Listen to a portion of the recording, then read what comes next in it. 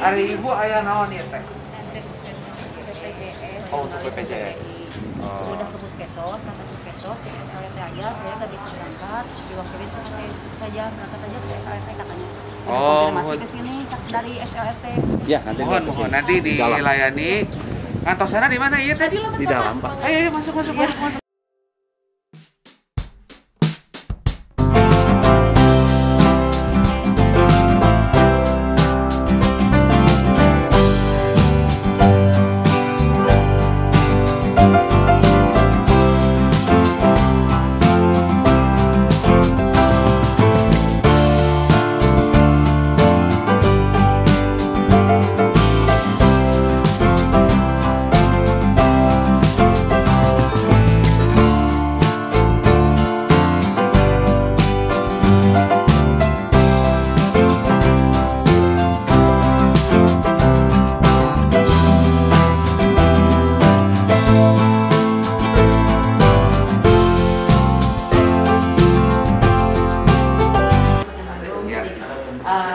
Training program 2016 termasuk 50 fasilitator pertama.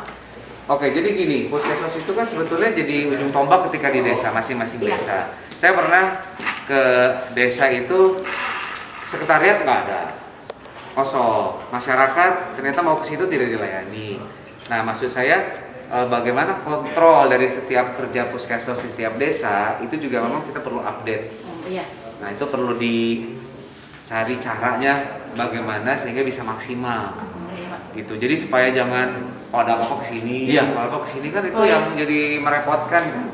Jadi memang mereka harus bisa juga maksimal. Tidak semua, banyak juga yang memang begitu termanage ya dengan baik. Tapi kan kita perlu berikan motivasi terus gitu. Oh iya betul Pak. Jadi yang kendala kita selama ini yang jadi PR kita dari kepala desa juga Pak. Jadi kepala desa itu ada yang peduli, ada yang belum peduli juga. Nah, termasuk yang jadi kendala kita itu ketua puskesmas dari Kesra. Ya, jadi otomatis kerjaan mereka itu terbagi dengan pekerjaan di pemerintahan desa, kemudian di kesosialan. Nah, kalau misalkan anak buahnya sudah terbiasa, ya banyak yang berjalan juga, tapi ada sebagian yang tidak berjalan, kita akui itu. Nah, untuk kontrol kita ada grup ya Pak ya. Kemudian di tiap kecamatan juga ada koordinator ketua ada, kemudian di koordinator dari bidang-bidang juga ada. Nah, kita komunikasinya melalui mereka. Nah, kalau sementara ini ada warga yang langsung ke kami, langsung dari desa. Nah, biasanya kami kembalikan lagi ke desa. Jadi karena fungsi kami juga di sini selain layanan juga fungsi edukasi Pak di sini. Biasanya kalau masyarakat datang ke sini pengen langsung mendapatkan program ya Pak ya. Ya disitulah kita memberikan pengertian ke masyarakat bahwa program itu tidak bisa langsung. Jadi ada sisi edukasi juga dari kami di sini. Kemudian hal-hal program yang terbaru juga kami berusaha untuk update, dibagikan ke grup juga. Bagaimana masyarakat bisa mengetahui permasalahan? Seperti misalnya kemarin yang permasalahan dari dinas koperasi, ada bantuan-bantuan pemerintah dengan berbagai macam judul, tapi akhirnya ada oknum yang menjadikan itu jadi seperti paket Bank Emok. Betul, Pak. Jadi saya juga memahami ya begitu ruwetnya masalah di sini karena bantuan tidak hanya dari dinas sosial tapi juga dinas-dinas yang lain. Nah ini informasi ini sebetulnya saya tuh ingin agar misalnya dari dinas koperasi dengan bantuannya apa, dinas sosial dengan bantuannya apa, bisa tersosialisasikan ke masyarakat mereka agar tidak terkena ya dari oknum-oknum itulah yang membingungkan. Ya mungkin nanti juga Bapak mohon bantuan ke Bapak juga ya. Kalau dari dinas kesehatan sih kita sudah terjalin komunikasi baik gitu ya Pak ya. Jadi ketika ada peningkatan kapasitas atau informasi apapun dari dinas kesehatan selalu mengikutkan puskesmas-puskesmas untuk jadi peserta. Nah dari dinas-dinas yang lain kalau bisa ada program apa gitu terkait peningkatan kapasitas yang mohon dibantu nanti pesertanya juga dari puskesmas juga Pak mohon dilibatkan karena kan yang selama ini kadang-kadang itu juga yang pesertanya. Iya kemarin tuh ada dari dinas Disperindak ya, dinas koperasi. Sebetulnya bantuan-bantuan UKM, tapi jadi ngeblunder itu dengan akhirnya masyarakat taunya itu ke dinas sosial gitu. Nah, insya Allah lah besok ya kalau memang bisa nanti coba diatur biar kita sama-sama bahas. Saya tuh ingin sebetulnya ada satu pola menjadikan konten itu saya sosialisasikan melalui paling tidak minimal sosial media saya lah. Iya, Jadi betul, Pak. setidaknya sekian persennya bisa teredukasi. Saya juga follow IG Bapak. Jadi ketika ada Waduh. warga mengeluh ke Bapak kemarin terkait Iya. alat bantu, saya langsung DM diarahkan ke kami dibantu untuk pengadaan alat gitu. bantunya. Iya, Pak. Saya nanti kalau misalnya ada kaitannya dengan masalah sosial, saya tag kemana nih? Instagramnya kalau Ada Pak Nelly, Pak Nelly. Oh, langsung aja ya? Langsung aja boleh, Pak. langsung. Pokoknya seluruh yang kaitannya dengan sosial dengan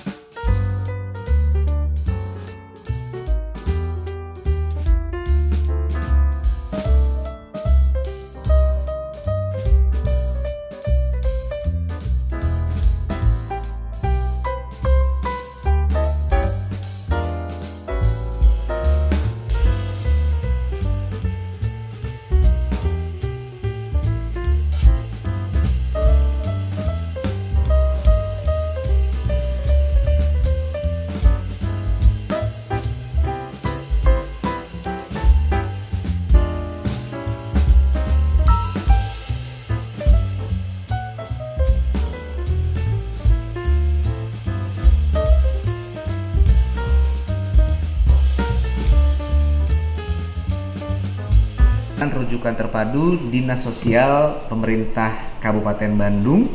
Ini adalah gedung yang kita banggakan, yang juga pernah dihadiri oleh Ibu Menteri, Ibu Risma, dan menjadi prototipe bagi wilayah yang lain karena kita begitu concern terhadap masalah sosial. Nah, ada Pak Dedi selaku Sekdis di Dinas Sosial, ada Pak Prabowo sebagai Kabid untuk rehabilitasi sosial, ada Pak Kasih, Pak Agus Rahmat, dan juga Ibu Nelly, Pak. Nelly Iya, yang tadi office. sudah saya follow Instagramnya. Ya. Nah, ini mengenai gedung SLRT ini, bagaimana untuk memaksimalkan gedung ini, Pak, sehingga bisa mengakomodir kepentingan masyarakat untuk dalam hal masalah sosial. Apa yang sudah ditempuh, Pak? Kami selaku Sekretaris Dinas Sosial, salah satunya yaitu melaksanakan kegiatan yang ada sekarang, yaitu sistem layanan rujukan terpadu. Sistem ini merupakan salah satu upaya pemerintah kabupaten rangka mengakomodir, Pak, berbagai permasalahan. Kalau dulu selama ini banyak permasalahan itu ada yang datang ke dinas kesehatan, dinas pendidikan. Sekarang dengan adanya sistem layanan terpadu cukup datang ke SLRT saja, ke puskesmas, dirujuk ke sini, sehingga masyarakat tidak dipusingkan kembali, Pak. Jadi cukup ke satu tempat saja, mereka sudah terlayani. Nanti di sini kita rekomendasikan kita angkat kemana, apakah mau ke pendidikan, kesehatan, nanti dari pihak SLRT yang memfasilitasi. Oke, di Kabupaten Bandung ini sendiri kan sebetulnya ya begitu luas dan berbagai latar belakang, ya, tingkat kesejahteraan yang berbeda-beda. Bahkan kita juga masih belum berhasil untuk bisa keluar dari angka miskin ekstrim. Ya, kita insya Allah bisa keluar dari itu. Tentu Dinas Sosial ini selalu menjadi tumpuan, Ya. dan juga mungkin karena ketidakpahaman atau kurangnya informasi dari masyarakat bahwa semua urusan itu bukan masalah dinas sosial saja sebetulnya. Nah, bagaimana langkah-langkah untuk bisa membagi tugas kepada setiap wilayah, setiap desa, agar ini bisa menjadi tanggung jawab dari seluruh wilayah terhadap masyarakat di wilayahnya?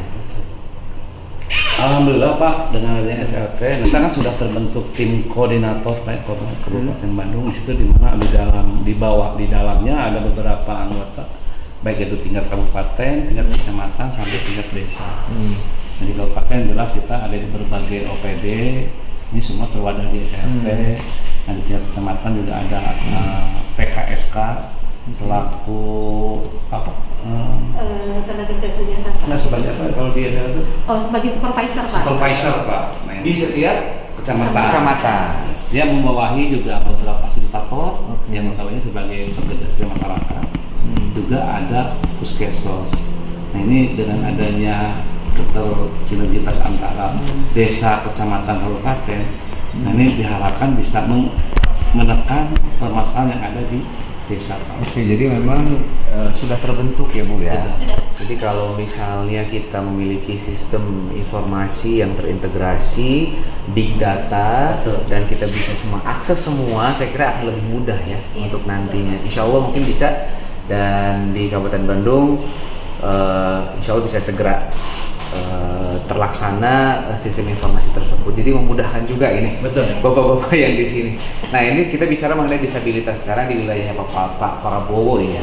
Oke Kang, di sini ada taman disabilitas. Tapi punten, anu menikmatinya anu normal hukum Pak. Nah ini bagaimana bisa agar bisa terlokalisir ini memang khusus untuk teman-teman disabilitas, dan bagaimana untuk mereka juga di sini memang merasa mereka memiliki tempat di sini, dan adakah koordinasi agar misalnya dengan dinas Dispora misalnya atau Disdik gitu untuk bisa membuat fasilitas-fasilitas ruang terbuka untuk yang normal untuk warga masyarakat lainnya yang non disabilitas. Seperti apa? Untuk di kita sendiri, kita sudah menampung beberapa aspirasi dari organisasi-organisasi terkait dengan disabilitas. Jadi tahun ini kita sudah mulai ingin menggalakkan peraturan daerahnya Pak. Jadi kita belum punya peraturan daerah tentang disabilitas. Jadi kita sudah kita akan menampung aspirasi dari mereka seperti apa. Kapan rencananya progresnya, target bisa selesai? Untuk tahun ini Pak, kita baru mulai membuat tim penyusun Pak. Tim penyusun, lanjut mungkin di akhir tahun, mungkin di perubahan kita lanjut ke naskah akademiknya Pak. Jadi kita mulai studi banding Pak, kebetulan di Bandung Raya itu Kota Bandung dan Bandung Barat itu sudah. Jadi kita juga kaji banding ke sana juga Pak, bagaimana penerapan tentang perda disabilitas ini. Terus untuk program yang lainnya Pak, kita juga kerjasama dengan dinas yang lain Pak terkait dengan disabilitas ini, termasuk dengan Dispora berkaitan dengan olahraga Pak. Di sana ada NPCI ya, jadi itu terkait dengan atlet-atlet yang disabilitas Pak. Selain itu kita coba ini Pak sekarang dorong disabilitas yang ada keinginan untuk UKM Pak. Kita sudah koordinasi dengan Disperindak, baik itu sama di UKM untuk bisa memfasilitasi. Jadi mereka ada produknya, dibantu dari mulai legalisasinya, PIRT-nya, terus ada rumah kemasan di Indak itu insya Allah sudah siap untuk membantu, karena dari organisasi juga itu sudah mulai ada keinginan untuk mencoba mandiri Pak. Gitu. Selain itu juga kalau untuk bantuan-bantuan memang setiap tahun kita ada Pak untuk disabilitas, ada berupa kursi roda, alat bantu pendengaran, tongkat adaptif ya, tongkat segitiga dan lain-lain yang terkait dengan untuk disabilitas Pak. Gitu. Jadi untuk fasilitas disabilitas sendiri kita coba terus berkoordinasi Pak dengan dinas yang lain, mudah-mudahan bisa menggali ataupun bisa ada program-program yang memang bisa membantu mereka Pak. Termasuk untuk di sini juga di SLRT sebagai sentra ya sering mereka juga di sini ya Bu ya, untuk membantu. Nah kemarin ada kita juga saya lihat untuk yang khusus yang tunanetra itu aktif sekali ya, dan mereka smart juga gitu, bisa mengorganisasi sesuatu. Nah saya minta Pak Prabowo tolong mohon diwujudkan bisa segera. Jadi yang tadi kita lihat itu jadi sekretariat untuk yang tunanetra, untuk teman-teman kita yang disabilitas. Walaupun nanti dimotori oleh teman-teman tunanetra dengan pertuni nanti ada 2 space itu untuk yang pijat tunanetra, sebelahnya untuk ibu menyusui ya. Jadi mereka bisa ada pertemuan, kalau perlu nanti ada meja lah, misalnya 3 kursi, jadi mereka bisa pertemukan nanti biar mereka Pak, yang tadi saya bilang seperti event untuk disabilitas, jadi kita kasih panggung mereka, kita support mereka misalnya menunjukkan kemampuan mereka gitu ya. Artinya diberikan ruang untuk mereka bisa beraktualisasi. Itu satu. Jadi kita akan mengumumkan kepada masyarakat sekaligus juga bahwa ini taman buat mereka gitu. Dan ya perlahan nanti mungkin saya ingin koordinasi dengan dinas yang lain. Mungkin juga nanti bisa dengan sponsorship untuk membuat ruang terbuka, mungkin ada climbing spot, ada jogging track, ada apa yang mereka bisa nikmati, tidak mengganggu taman yang khusus teman-teman disabilitas. Saya kira itu akan jadi maksimal, Pak.